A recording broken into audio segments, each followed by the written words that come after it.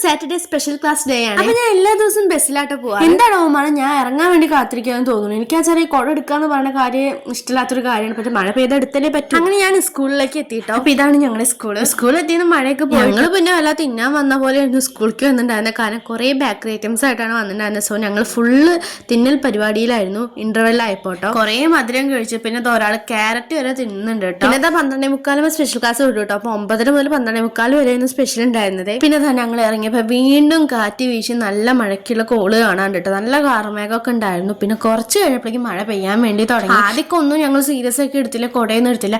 കുറച്ച് കഴിഞ്ഞപ്പോൾ നല്ല കാറ്റ് വീശി നല്ല പെരുമഴയായിരുന്നു. ഓരോരുത്തർ കൊടയൊന്നും എടുക്കാതെ വന്നുകൊണ്ട് തന്നെ നല്ല ഓട്ടും ചാട്ടൊക്കെ ആയിരുന്നു കേട്ടോ അപ്പം ഉണ്ടായിരുന്നത്. ആദ്യമൊക്കെ വല്ല ചിറാപ്പുഞ്ചി മഴയത്ത് അതുപോലെ ആയിരുന്നു അവസ്ഥ ഉണ്ടായിരുന്നത്.